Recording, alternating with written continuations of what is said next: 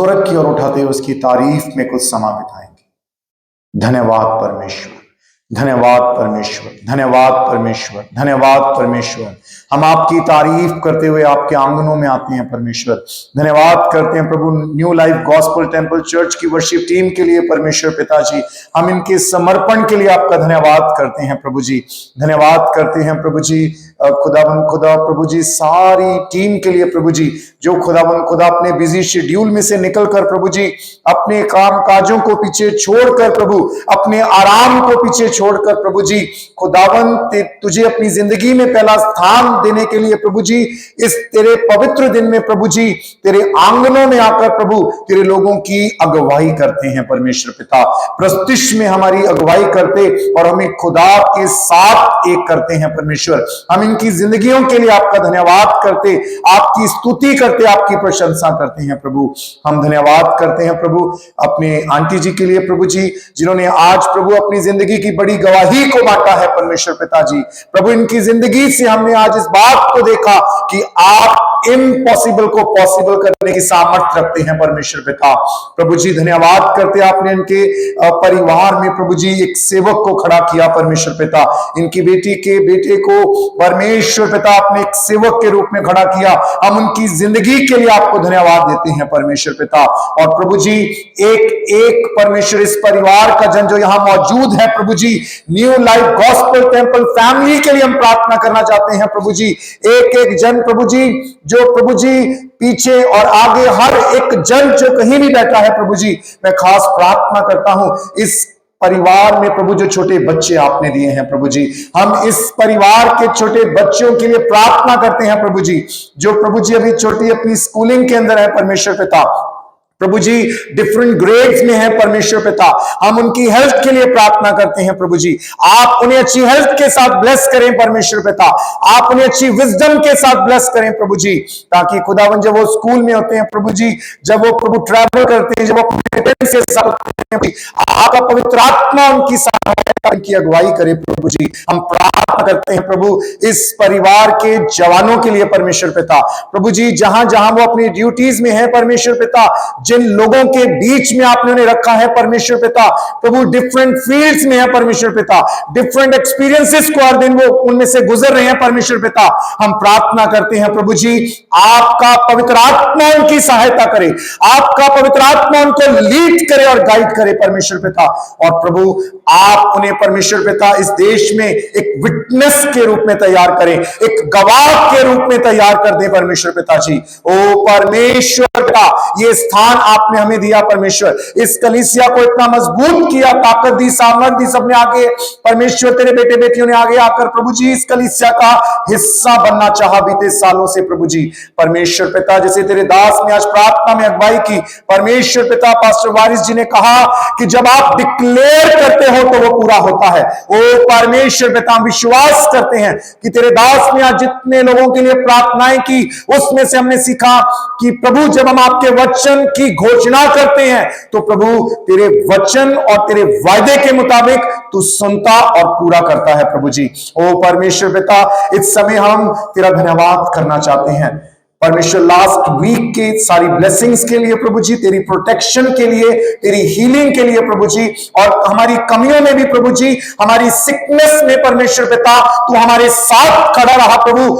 आज तूने हमें मौका दिया कि पारिवारिक जिंदगी के साथ साथ आज एक फैमिली के रूप में, सामूहिक रूप में प्रभु हम आपका धन्यवाद देने वाले हो जाएं, हम आपकी स्तुति करने वाले हो जाएं, हम आपके नाम की तमजीद करने वाले हो जाएं परमेश्वर पिता। हम आपके नाम को धन्यवाद देते, हम आपकी तमजीद करते, हम आपकी स्तुति करते हैं प्रभु जी। ओ खुदावन खुदा इस समय जब हम वचन की ओर आगे बढ़ते हैं प्रभु जी, तूने अपने छोटे सेवक को एक बार यहां खड़ा किया प्रभु, मैं इस योग्य नहीं हूं लेकिन आपने अनुग्रह किया प्रभु।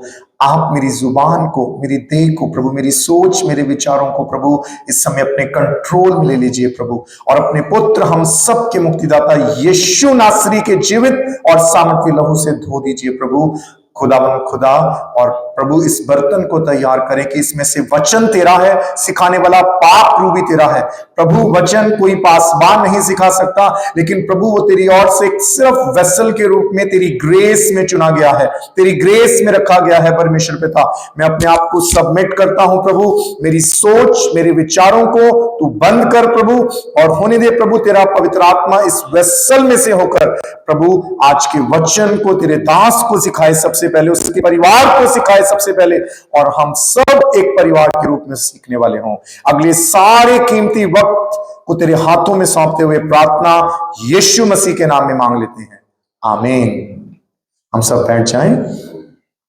प्रभु यीशु मसीह के नाम में मैं आप सबको एक बार फिर से सलाम कहता हूं और शालोम कहता हूं। परमेश्वर यहोवा की मसीह यीशु में खुदा की वो सच्ची शांति आप सबकी जिंदगियों में अब से लेकर हमेशा हमेशा तक, आप सबकी जिंदगियों में, आप सबके बच्चों की जिंदगियों में अब से लेकर हमेशा हमेशा तक बनी रहे, आमीन। अजीजों, आज जो थीम खुदावन के पाकलाम में से लिया गया वो है give right directions to your words, और मेरे साथ हिंदी में आप कह सकते हैं आप मेरे साथ कह सकते हैं अपने शब्दों को सही दिशा दीजिए। हम एक बार फिर से बोलेंगे, अपने शब्दों को सही दिशा दीजिए, आमीन। अजीजों, बीते सप्ताह के अंदर मैंने प्रार्थना की और खुदा ने जो मेरे हृदय में डाला कि इस विषय के ऊपर एक मसीही जीवन के अंदर, एक मसीही परिवार के अंदर इस बात के ऊपर भी बात करनी बड़ी जरूरी है। एक मसीही जिंदगी के अंदर हम इस बात को देख सकते हैं मेरे अजीजों, एक मसीही जिंदगी के अंदर हम जब प्रभु को अपना लेते हैं, जब हम प्रभु यीशु मसीह नासरी में उसके पास, उसके नजदीक आते हैं, हम बपतिस्मा के द्वारा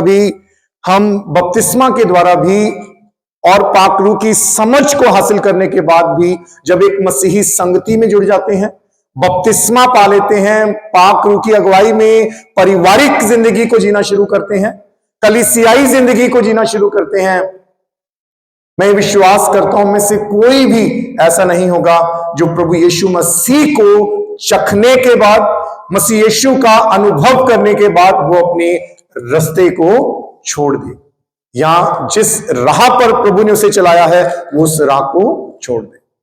और ना ही ऐसा हो सकता है कि वो फिर से अपनी पुरानी जिंदगी की ओर वापस मुड़े। लेकिन हम सब मसीही इस सफर के अंदर बपतिस्मा पाने के बाद, खुदावन की आत्मा की अगुवाई में चलने के बाद भी एक चीज में कई बार मैं सबसे पहले, एक परिवार के रूप में हम सबसे पहले कई बार हो सकता है चूक जाते हैं, और वो हम इस बात में चूक जाते हैं कि हम अपने शब्दों के ऊपर सही रीति से कार्य नहीं कर पाते। कई बार हमारी जिंदगी में ऐसा हो सकता है कि हम प्रार्थना में बहुत मजबूत हो। सबसे पहले मैं अपनी बात करूंगा कि मुझे ऐसा लगता हो मेरी जिंदगी के अंदर कि मैं प्रार्थना में बहुत मजबूत हूं, मैं वचन को जानने वाला हूं, और वचन को जब कभी किसी के साथ मौका मिले उसे बांटने वाला हूं, और बहुत सी चीजों में मुझे ऐसा लगता हो कि मैं सही चल रहा हूं, मैं सही कर रहा हूं, लेकिन उसके बावजूद भी हो सकता है कि मेरी जिंदगी के अंदर एक पासबान के होते हुए, एक विश्वासी के होते हुए, मैं अपने इस विश्वास की जिंदगी में जब अपनी पारिवारिक जिंदगी को जी रहा हूं, जब अपनी कलीसियाई जिंदगी को जी रहा हूं, तो अपने शब्दों पर ध्यान नहीं रख पा रहा।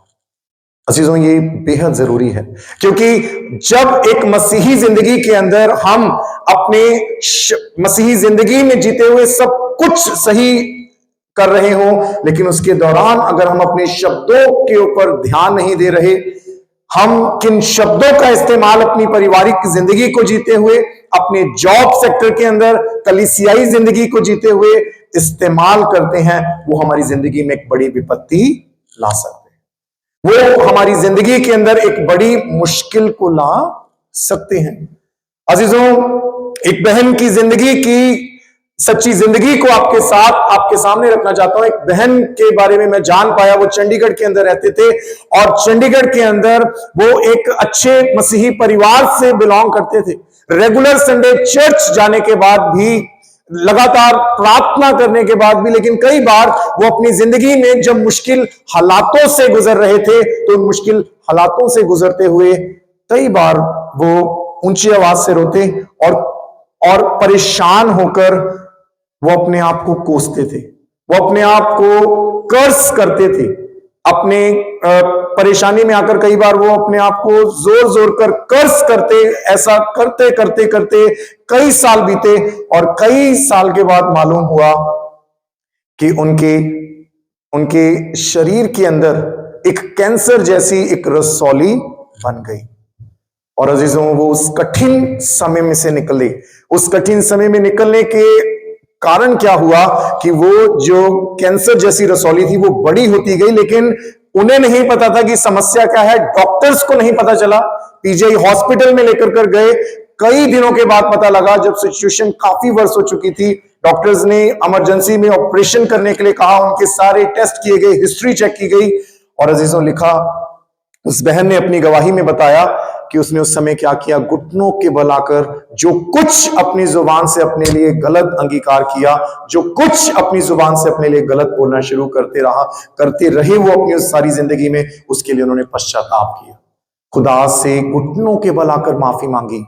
और अजीजों, डॉक्टर्स ने ऑपरेशन किया, कलीसिया ने प्रार्थना की और वो बच गए। आमीन, हालेलुया। अजीजों, हम सब की जिंदगी में कई बार परिस्थितियां ऐसी आती हैं कि हम बेबस हो जाते हैं। हमें लगता है कि अब हमारा कुछ होगा।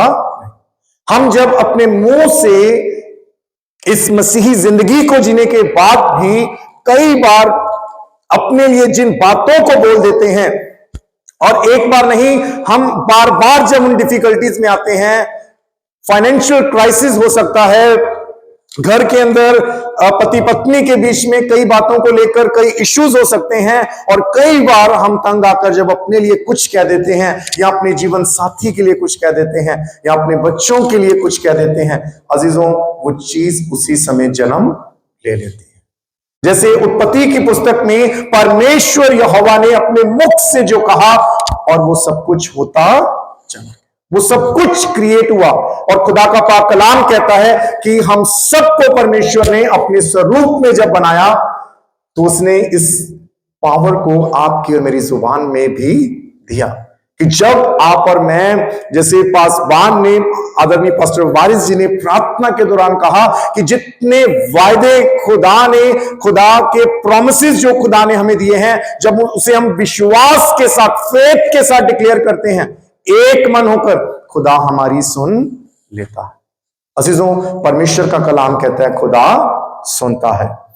मेरे साथ आप परमेश्वर के पवित्र कलाम में से अजीजों एक दो आयतों को मैं आपके सामने पढ़ना चाहूंगा, और वो मिलती है हमें गिनती की पुस्तक में से। अगर आपके पास बाइबल है तो आप हमारे लिए इस वाले वचन को पढ़ सकते हैं, गिनती की पुस्तक, और उसका हम जल्दी से निकाल लेंगे। गिनती की पुस्तक और उसका 12 अध्याय, गिनती की पुस्तक उसका 12 अध्याय, गिनती की पुस्तक उसका 12 अध्याय, और हम उसमें से जल्दी से पढ़ लेंगे। केवल आप एक ही आयत को पढ़ दें, गिनती की पुस्तक उसका 12 अध्याय, और उसकी दूसरी आयत को पढ़ दें। उन्होंने कहा, क्या यहोवा ने केवल मूसा ही के साथ बातें की? क्या उसने हमसे भी बातें नहीं की? उनकी यह बात यहोवा ने सुनी। आमीन।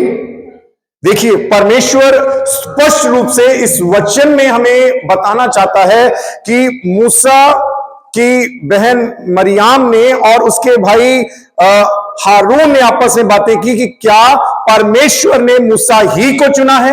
क्या परमेश्वर यहोवा केवल इसी से बातें करता है? वो कुड़कुड़ाने लगे। वो अपने दिल के अंदर, अपने मन के अंदर कुड़कुड़ाने लगे, और वो उसे बहुत गलत उसके लिए बोलने लगे कि इसने एक गैर इब्रानी स्त्री से विवाह कर लिया है, क्या यही अब सब कुछ सिखाएगा, सब कुछ बताएगा? लेकिन परमेश्वर का वचन कहता है उनकी यह बात यहोवा ने सुनी। मैं चाहूंगा कि आप मेरे साथ इस वचन को बोले, उनकी यह बात यहोवा ने सुनी। आमीन। अजीजों, ये वचन हमें बताता है कि परमेश्वर आपके और मेरे मुख से जो कुछ हम अपने लिए बोलते हैं, जो कुछ हम अपने जीवन साथी के लिए बोलते हैं, विपरीत हालातों में कई बार हालात ऐसे होते हैं, बच्चे बहुत परेशान करते हैं, और कई बार हम बच्चों के लिए जो शब्द का इस्तेमाल करते हैं, परमेश्वर उसे सुनता है।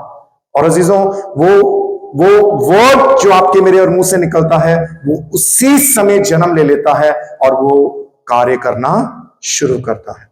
एक और वचन को जल्दी से हम देखेंगे खुदावंद के पाक कलाम में से, गिनती की पुस्तक, इसी पुस्तक में से हम जल्दी से जाएंगे 20 अध्याय के अंदर। गिनती की पुस्तक उसका 20 अध्याय, गिनती की पुस्तक उसका 20 अध्याय, और उसमें से हम जल्दी से पढ़ लेंगे 7वीं आयत को, 7वीं और 8वीं आयत को पढ़ दें। तब यहोवा ने मूसा से कहा, उस लाठी को ले और तू अपने भाई हारून समेत मंडली को इकट्ठा करके उनके देखते उस चट्टान से बातें कर, तब वह अपना जल देगी। इस प्रकार से तू चट्टान में से उनके लिए जल निकाल कर मंडली के लोगों और पशुओं और उनके पशुओं को पिला। आमीन। अजीजों, परमेश्वर ने अपने दास यहोवा परमेश्वर ने अपने दास मूसा से कहा कि तू चट्टान से बातें कर। अजीजों, परमेश्वर आपकी और मेरी जिंदगी के अंदर हमारे चेहरे को नहीं देखता, आपकी और मेरी जिंदगी की इस जिस्मानी सुंदरता को नहीं देखता, लेकिन परमेश्वर आपकी और मेरी जिंदगी में कैसे कार्य करता है, जो कुछ आप और मैं अपनी जुबान से बोलते हैं, उसके अनुसार परमेश्वर आपकी और मेरी जिंदगी में कार्य करते हैं। और अजीजों, इस वचन में हम इस बात को सीख सकते हैं, समझ सकते हैं कि परमेश्वर ने अपने दास मूसा को कहा कि तू अपने मुख से बोल और मैं चट्टान में से पानी निकाल दूंगा। खुदावन यहां पर अपने दास मूसा को यह सिखाने और समझाने की कोशिश कर रहे हैं कि अगर तू बोलेगा तो मैं तेरे लिए उस काम को पूरा कर दूंगा।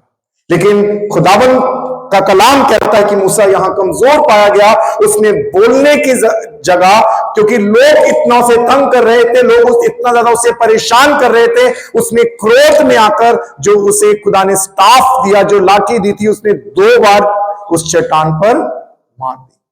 लेकिन अजीजों, इन सब बातों से जिस बात को मैं आज आपके सामने रखना चाहता हूं मेरे अजीजों, कि खुदा सुनता है आपके और मेरे मुंह के शब्दों को। और इस वचन में से हम इस बात को सीख पाते हैं कि परमेश्वर चाहता है कि आप परमेश्वर की आत्मा की अगुवाई में अपने मुख से शब्दों को निकलने दें। आमीन, हालेलुया, हालेलुया।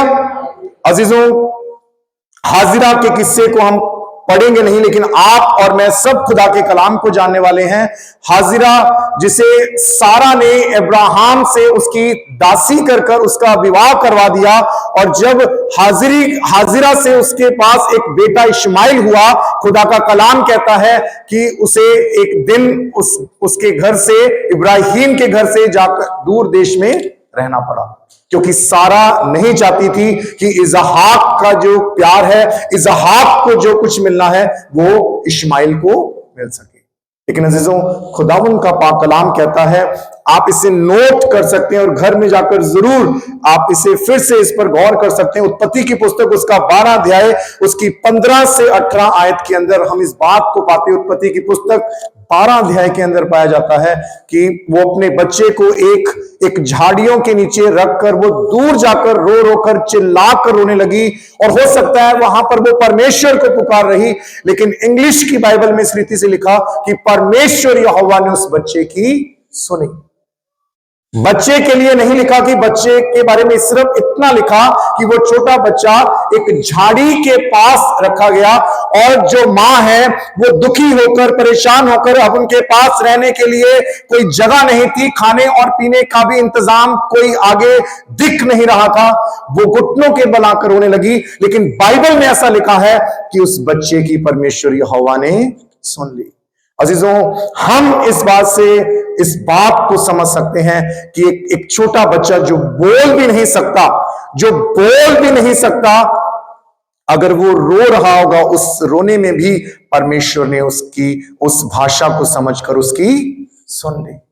तो अजीजों, वो परमेश्वर यहोवा आज इस वचन में से हमें सिखाना चाहता है कि आपके और मेरे मुख से हर वक्त, हर समय जो शब्द निकलते हैं, परमेश्वर उसे सुनता है, परमेश्वर उसके अनुसार हमारे जीवन में कार्य करता है।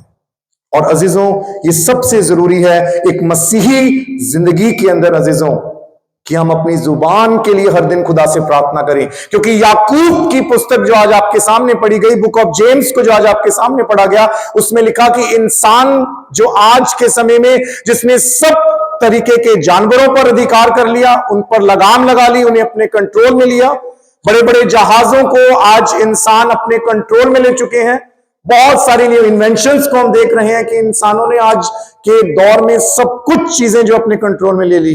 लेकिन खुदा का पाक कलाम कहता है ये सब कुछ होने के बाद भी जुबान जो इंसान के अंदर दी गई, उसको इंसान जो है वो कंट्रोल नहीं कर सका। अजीजों, एक मसीही जिंदगी के अंदर अगर मैं पासपान यहां से खड़े होकर कितनी भी अन्य भाषा में प्रार्थना कर लूं, प्रोफेसिस कर लूं और बहुत अच्छे कलाम को बांटने की कोशिश करूं, और अजीजों, अगर मैं इस जुबान को इस वेदी से करने के बाद पूरे सप्ताह घर में रहते हुए बाहर की सब जिम्मेदारियों को, कलीसियाई जिम्मेदारियों को, पारिवारिक जिम्मेदारियों को पूरा करते हुए इस पर कार्य नहीं कर रहा, इसको संभाल नहीं रहा, खुदा से ताकत और समझ नहीं मांग रहा और इसे बिना खुदा की समझ और अगुवाई में इस्तेमाल करता जा रहा हूं, तो इसका जो जवाब है वो मुझे खुदा को इस जिंदगी में, जिस्मानी जिंदगी में रहते हुए भी देना होगा और आने वाली जिंदगी में भी देना होगा। Hallelujah, hallelujah. इसलिए अजीजों, हमें 3 चीजों के ऊपर अपनी जिंदगी के अंदर बहुत ज्यादा ध्यान देना है। 3 अहम चीजें हैं जो हमें प्रतिदिन अपनी जिंदगी में खुदा से प्रार्थना करनी है। हम जल्दी से अय्यूब की पुस्तक में से देखेंगे। अय्यूब की पुस्तक में से मैं चाहूंगा हम जल्दी से पढ़ देंगे उसका 1 अध्याय, अय्यूब की पुस्तक, और उसके 1 अध्याय में से हम जल्दी से देखेंगे अय्यूब की पुस्तक।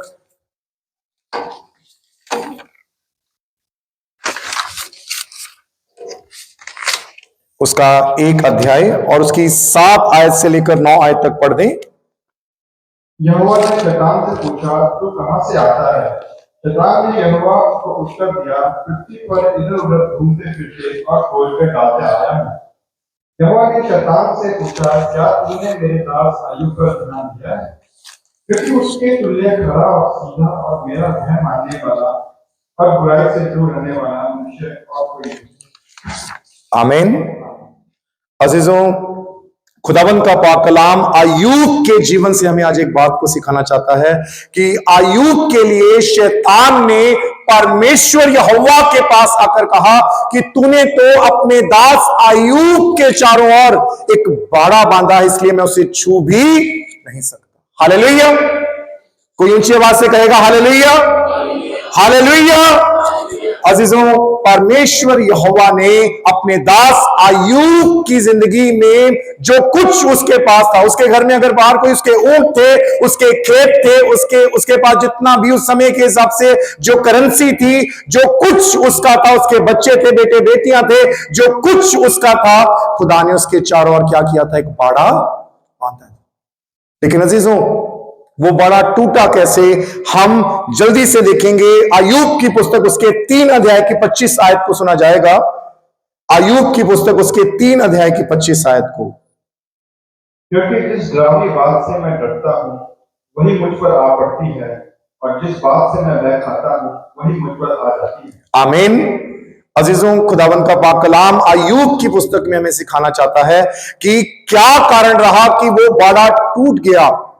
अजीजों, वो बड़ा इसलिए टूटा क्योंकि अय्यूब जो था वो खुदा के वायदों को हर दिन अपनी लाइफ में क्लेम ना करते हुए हर दिन सोच रहा था कहीं मेरे बच्चों को कुछ ना हो जाए, कहीं मेरी संपत्ति को कुछ ना हो जाए, कहीं मेरी जिंदगी में ये बड़ी परेशानी ना आ जाए। अजीजों, जब उसने ये सोचना शुरू किया, उसने उस चीज को अपनी जिंदगी में अपने मुख के शब्दों से जब कहा होगा, वो चीजों ने जन्म लिया और वो बड़ा टूट गया। अजीजों, एक पासबान से मैंने इस बात को सुना। एक पासबान के पास एक स्त्री अपने बच्चे को लेकर आई, एक माँ अपने बच्चे को लेकर आई और वो बड़ी परेशान थी। उसने पासबान को वो सारी रिपोर्ट्स अपने बच्चे की दिखा दी और कहा कि मेरे बच्चे को बहुत ज्यादा बीमारी लग चुकी है, भाई साहब प्लीज आप इस रिपोर्ट्स को देखें और इसके लिए दुआ करें। पासबान बड़े ध्यान से उस बहन को सुन रहे थे, खुदा के वायदों को याद कर रहे और बच्चे को अपने पास बुलाकर कहा कि बेटे तुझे क्या हुआ है। बेटे ने मुस्कुराकर पासबान को कहा कि भाई साहब मुझे पता है वो हॉस्पिटल की जो मशीन थी वो खराब है और ये सारी रिपोर्ट गलत है। आमीन, हालेलुया, हालेलुया। अजीजों, उस बच्चे की जिंदगी के अंदर उस वक्त जो उसके मुख से जो विश्वास से उसने कहा कि वो डॉक्टर्स ने जो कहा, जो ये रिपोर्ट्स बताई जाती हैं, ये जो मशीन के अंदर मेरे लिए टेस्ट आए हैं वो गलत हैं, उसने विश्वास के साथ ये अंगीकार किया। और अजीजों, पासबान ने उसे अपने हाथों में लिया, उस बच्चे को अपने गोद में बिठाया और उसके लिए प्रार्थना करनी शुरू की। और अजीजों, खुदा ने उस दास के जरिए से उस बच्चे के विश्वास के आधार पर जो प्रार्थना की, जब वो नेक्स्ट टाइम डॉक्टर के पास गए वो सारी रिपोर्ट्स जो थी वो ठीक हो चुकी थी। आमीन। अजीजों, जो चीज आप और मैं अपनी जिंदगी में भी ऐसा कुछ हुआ नहीं, लेकिन हमने उसे अपने हृदय के अंदर, अपने विचारों के अंदर उन शब्दों को जन्म देना शुरू कर दिया, उन बातों को, उस सोच को जन्म देना शुरू किया। और जब हम उसे अपनी जुबान से बोलना शुरू करते हैं, अगर वो ना भी होगी वो हो जाती है, फिर हम अपनी गलती से उस बाड़े को तोड़ देते हैं। हम जल्दी से एक और वचन की ओर आगे बढ़ेंगे।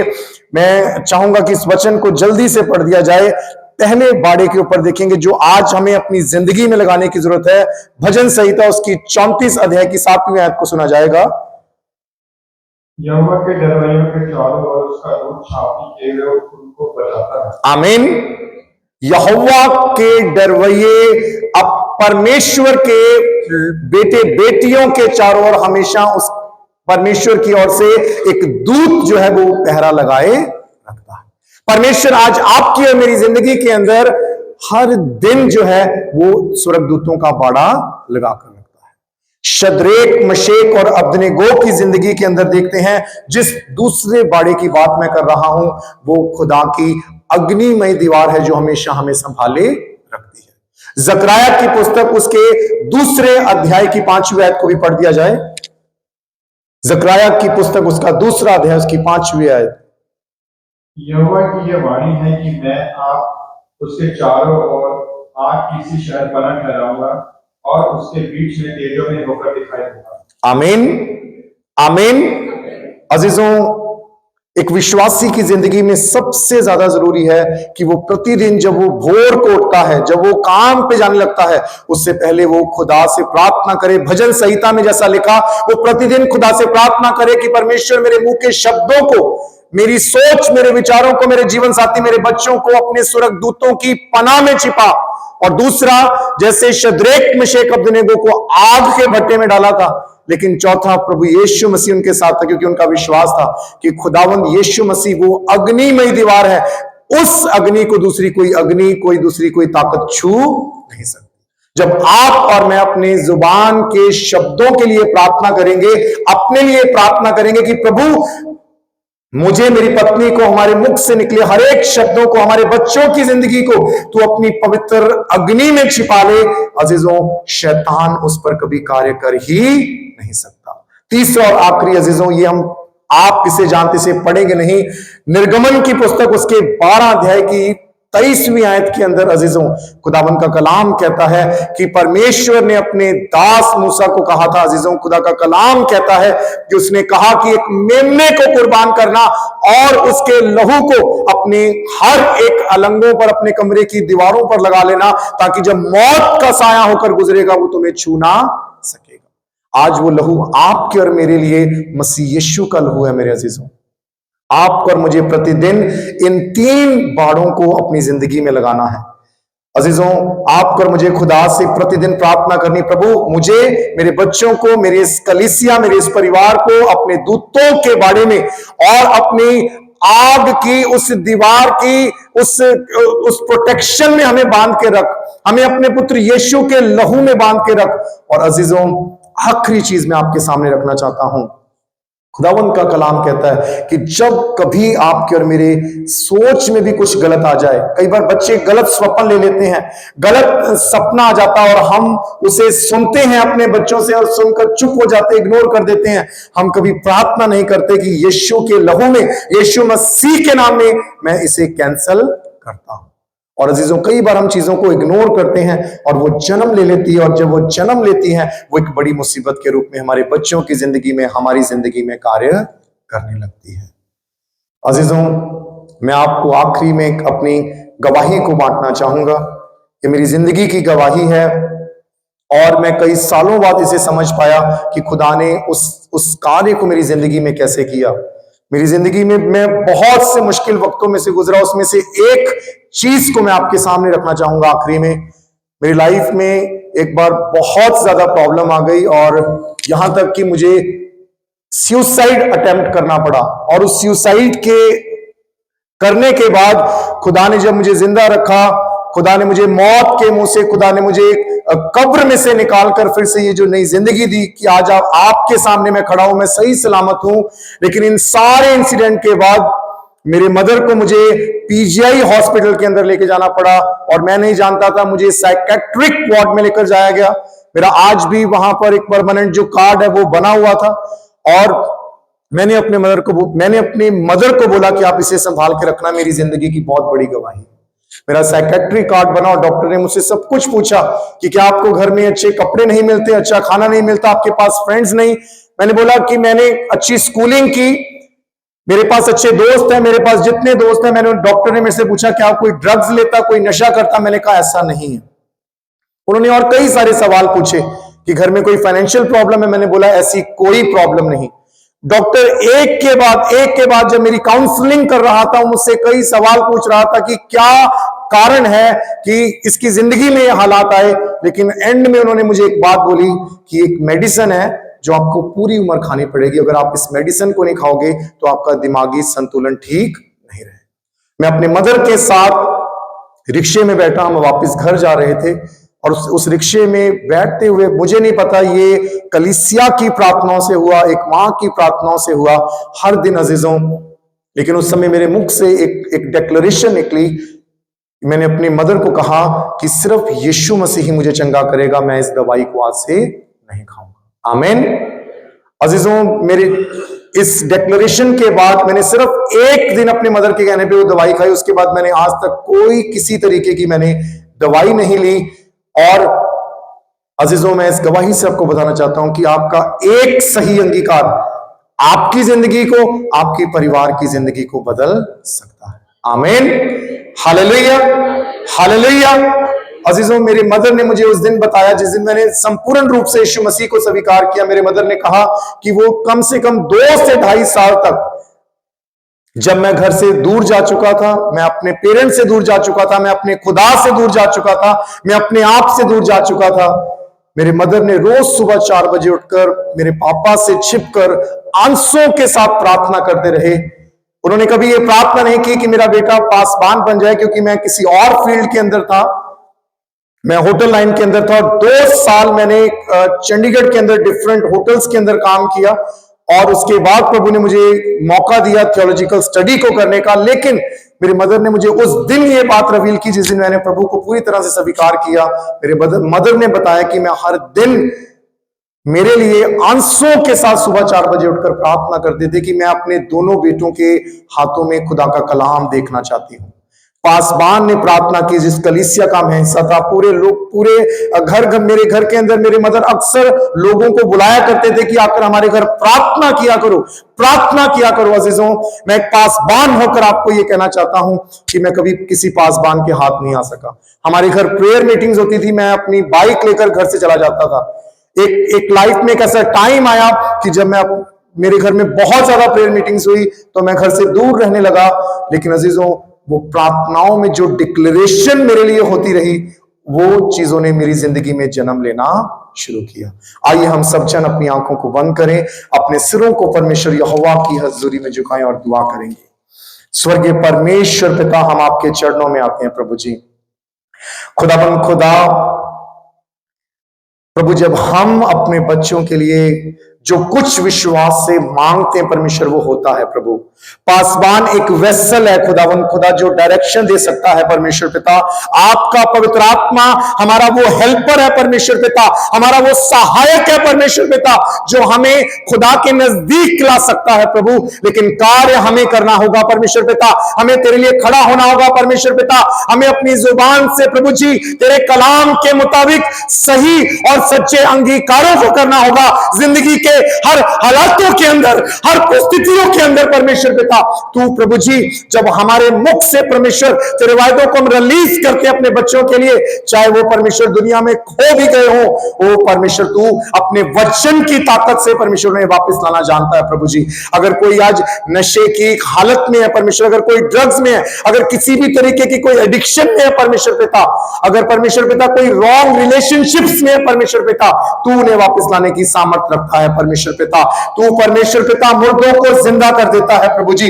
तूने प्रभु इस छोटे सेवक को मौत के मुंह से निकालकर प्रभु जिंदा रखा कि आज मैं इस परिवार का हिस्सा बन सका प्रभु जी। सहायता कर, हम हर दिन इस परिवार के अंदर एक दूसरे के लिए प्रार्थना करें प्रभु, अपने शब्दों पर कार्य करें परमेश्वर पिता। ओ परमेश्वर पिता प्रभु जी, खुदावन तेरे समय में तू कार्य करेगा प्रभु जी, तू कार्य करेगा प्रभु जी, जब हम विश्वास के साथ एक मन होकर डिक्लेयर करेंगे तेरे वर्ड को इस कलीसिया के लिए, इस कलीसिया के बेटे बेटियों के लिए, इस कलीसिया के जवानों के लिए प्रभु जी।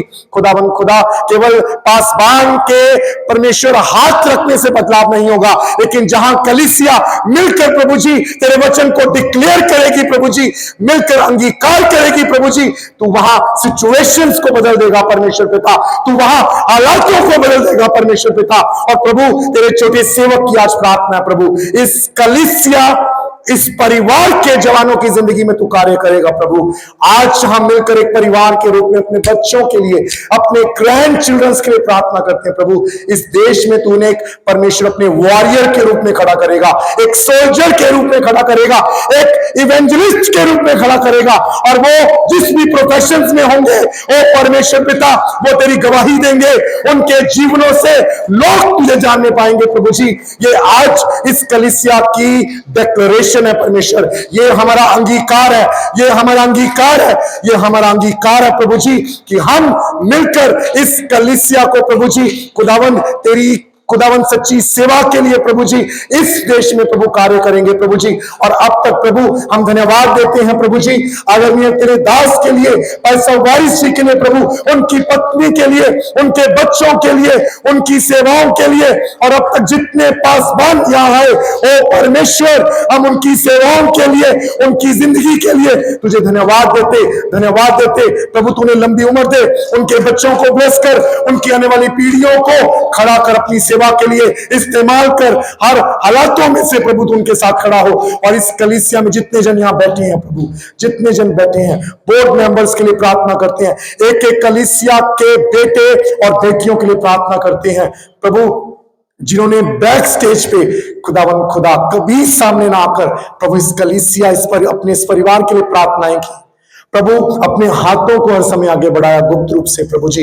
परमेश्वर जितने तेरे बेटे बेटियों ने फाइनेंशियली प्रभु जी अपने टाइम के जरिए से, ओ परमेश्वर पिता अपने टैलेंट्स के जरिए से प्रभु, पासबान को पता लगे या ना लगे फर्क नहीं पड़ता, किसी दूसरे परिवार को मालूम हो या ना हो फर्क नहीं पड़ता, लेकिन प्रभु तू से देख रहा है, तू सुनता है परमेश्वर पिता, तू देखने वाला परमेश्वर, तू सुनने वाला परमेश्वर, तू उसका प्रतिफल उनके आने वाली पीढ़ियों में, उनके बच्चों की जिंदगी में देगा प्रभु जी। ये हमारा विश्वास है परमेश्वर, ये हमारा विश्वास है प्रभु। हम प्रार्थना करते प्रभु, आने वाले परमेश्वर 30 खुदावन नवंबर का जो प्रोग्राम होने जाता है प्रभु जी, वो परमेश्वर उसे अद्भुत रीति से ब्लेस कर। इस कलीसिया में तू बहुत से जवानों को लेकर आ, इस कलीसिया के अंदर तू नन्हे बच्चों को इकट्ठा कर प्रभु जी, ताकि हम पूरा परिवार मिलकर उन्हें तेरे राज्य के लिए तैयार कर सकें प्रभु जी, राज्य के लिए तैयार कर सकें प्रभु जी। हम इन सारी प्रार्थनाओं को विश्वास के साथ यीशु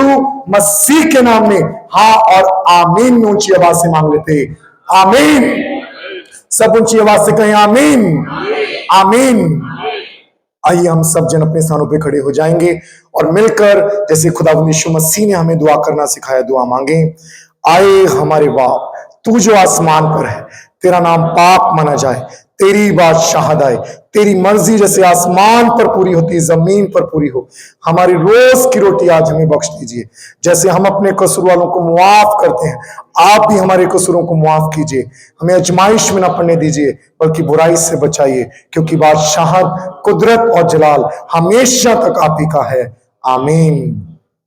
अब से हमारे खुदावंद यीशु मसीह नासरी का फजल, खुदा बाप की मोहब्बत, पाक रूह की रिफाकत और शराकत प्रभु इस कलीसिया के बेटे बेटियों पर, जवानों पर, कुल परिवार पर प्रभु जी, इस पूरे देश पर, इस देश की हुकूमत पर प्रभु जी, अब से लेकर हमेशा हमेशा तक बनी रहे। आमीन। खुदावंद हम सबको आशीष दे। God bless you all.